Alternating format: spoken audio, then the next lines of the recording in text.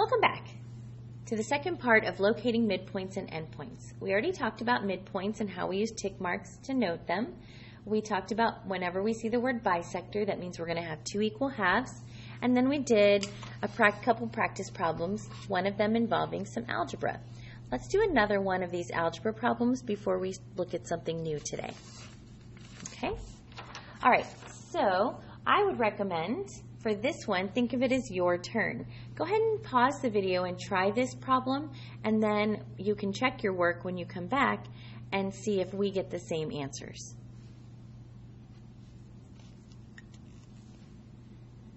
All right, hopefully you paused and got an answer. Let's see if you got the same answer that I got. Given point M is a midpoint of FG. As soon as I see that word midpoint, I know I'm going to have two equal parts. So I know that 5y plus 13 is going to equal the other side, 5 minus 3y. And I only know that because of the word midpoint. If I didn't have that word midpoint, I'd be stuck on this problem and I couldn't proceed.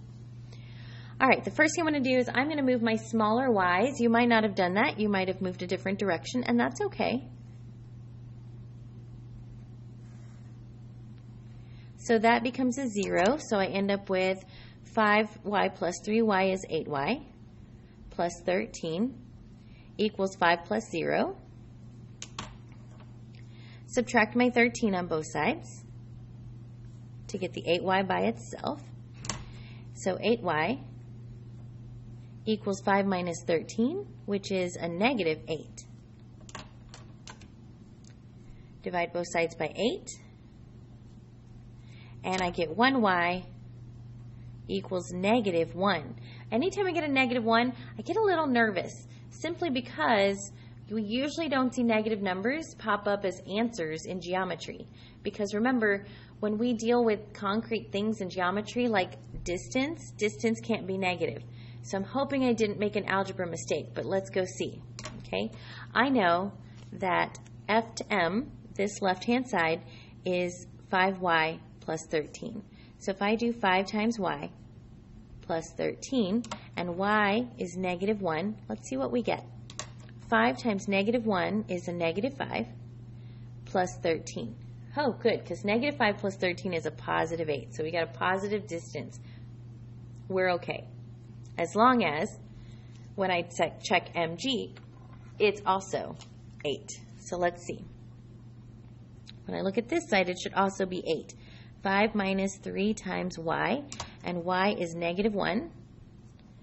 So 5, when I do minus 3 times negative 1, minus times a negative becomes a positive. 3 times 1 is 3, and 5 plus 3 is, thank goodness, 8. So both of those sides are 8. So we're on the right track. We must have done our algebra correctly. There's only one thing left to do, and that's to figure out how long the whole thing is from F all the way to G. Well, I know I have to go 8, plus I have to go another 8, so using my segment addition postulate, that total distance is 16. Let's make sure we found everything we were supposed to find. Find the value of y. Y is negative 1 unit. Find the value from F to M. F to M is 8 units.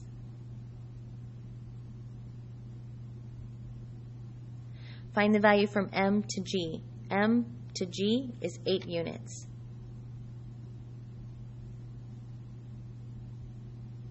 And find the value from F to G. F to G is 16 units. All right, so we did find all 4 things we were supposed to find. Hopefully you got the same answers that I got. Okay, all right, let's go into something just a little bit different. We're going to talk about, well, what happens if I have a graph of 2 points and I want to find the midpoint? So a little bit differently than what we just did. Let's say I have these 2 points, 7, 4, and 1, 0, and they're graphed for me, and I want to find the midpoint. Okay, so let's say I have 1, 2, 3, 4, 5, 6, 7. 1, 2, 3, 4, 5, 6, 7. My first point is at 7, 4. 7, 1, 2, 3, 4 is about right there. And then 1, 0, It's going to be there. And if I have this as a segment, I want to find the exact midpoint of that segment, the coordinates of that midpoint. Okay? I have a midpoint formula, and it just says to take the average of the x and the average of the y's. Okay? So what I need to remember is, what does average mean? Anytime you're asked to find the average or the mean of something, remember you add the numbers together and then you divide by how many there are. Okay? So if I want to find the midpoint for this first problem, my midpoint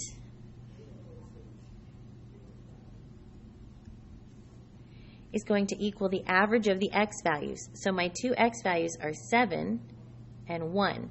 So to average two numbers together, you add them together, and then you divide by 2.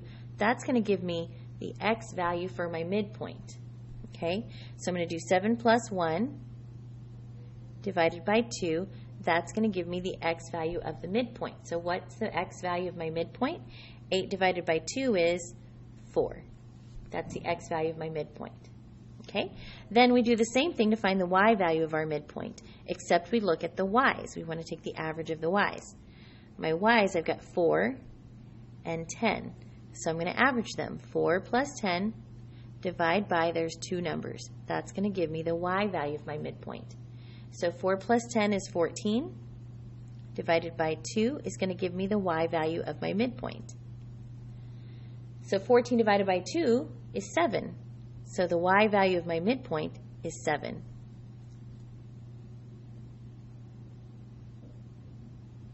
Oh, look, I made a mistake.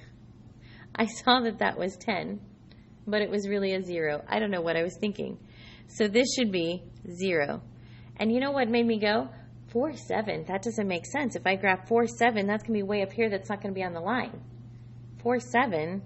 1, 2, 3, 4, 7. That's definitely not a midpoint of that segment. So I knew I did something wrong, right? So let's see. It's really 4 plus 0, which is just 4. And 4 divided by 2 is 2. That makes so much more sense. 4 divided by 2 is 2. So my midpoint is actually at 4, 2 is my midpoint. Let's see if that makes more sense on our graph. 1, 2, 3, 4, 1, 2. There's my midpoint. That makes so much more sense. So sometimes we make mistakes, and that's okay. But remember, it's important to check your work, because immediately when I was like, 4, 7, that doesn't even make sense. What did I do wrong? And I went back and looked, and it's, oh, I just can't read my own handwriting. That's what I did wrong. Okay? So sometimes we make silly mistakes. That's okay. You just have to watch out for them so that you can correct them through the process. Okay? Let's look at a couple of examples. Okay? It says find the missing midpoint M or endpoint A or B. So I have to look at what I was given. I was given A and B. So I was given both of my endpoints, which means I must be looking for the midpoint. So I'm going to do the same thing I did here. I'm going to average my x's and average my y's to get my coordinate point. Okay? So let's start with the x value. I need to take my two x's, the 6 and the negative 4. I'm going to add them together and divide by 2. 6 plus a negative 4 divided by two numbers will give me my x value of the midpoint. So 6 plus a negative 4 is really 6 minus 4. So that's 2 divided by 2 is going to give me my x value of the midpoint. 2 divided by 2 is 1. So that's my x value. Now let's look at the y values. I'm going to look at my y values 12 and 8. So 12 plus 8 divided by 2 is going to give me my y values. 12 plus 8 is 20. Divided by 2 gives me my y value. I didn't close my parentheses. 20 divided by 2 is 10. So my midpoint is the point 1, 10. Okay, let's look at the next one. All right, on the next one, they gave me point A and point B. So they gave me A and B, the endpoints. I'm trying to find the midpoint. I'm going to start with my x values 3 and 9. You add them together, and divide by 2 to get your x value. 3 plus 9 is 12, divided by 2 is my x value, so my x value is 6. Now let's do our y values. My y values are 16 and 8. 16 plus 8 divided by 2 is my y value. 16 plus 8 is 24, divided by 2 will give me my y value. 24 divided by 2 is 12. So 12 is my y value. Oops, I don't need to put the equals y inside my final answer. So my coordinate is the point 6, 12. That's a parentheses. Okay? All right, look at the next one. The next one's a little bit different because look at the points they gave me. They gave me A and they gave me M. So they've already given me the midpoint and they want me to find B, the other endpoint. So this one's going to be a little bit different because when I look at my x values, the 3 and the -1, the -1 is my midpoint x. It's the one that's on the other side of the equals. So I'm going to have 3 plus some other x from the other endpoint, I don't know what it is, divided by 2. And that's going to give me my midpoint x of -1. So now I have this problem that I have to solve. First thing I'm going to have to do is use my multiplication property of equality to get rid of the 2 in the denominator. So I'm going to multiply both sides by 2 to cancel out here. So I end up with 3 plus x equals -1 times 2 is -2. Okay? Then I'm going to subtract the 3. And I get x equals -5. So my x value is -5. And notice we're kind of just working backwards. Up here, I added my x's together and then divided by 2. I added and divided by 2. Look at what I did back here. I multiplied by 2 and then I subtracted, right? So it's kind of the exact opposite steps. Add, divide, multiply, subtract. Because you're kind of undoing everything to get backwards, right? So now let's look at our y values. My y values are -5 and 2, but remember this 2 is the midpoint, so it's the equals on the other side. So whatever it was, I did -5 plus some y value from the other end divided by 2 gave me my midpoint y of a +2. Okay, so the first thing I'm going to do is I'm going to get rid of that 2 in the bottom by multiplying both sides by 2. So these 2 over 2 is 1. So they disappear and I write -5 plus y equals 2 times 2 is 4. Next thing I'm going to do is add the 5 to both sides. Y equals 4 plus 5 is 9. So my y value is 9. So the other endpoint is -5, 9. Okay? One more like this. I'm going to slide this direction a little so we can see better. Okay. This time, same thing. Look, they gave me a midpoint and they gave me one of the endpoints. I need to find the other one. Okay?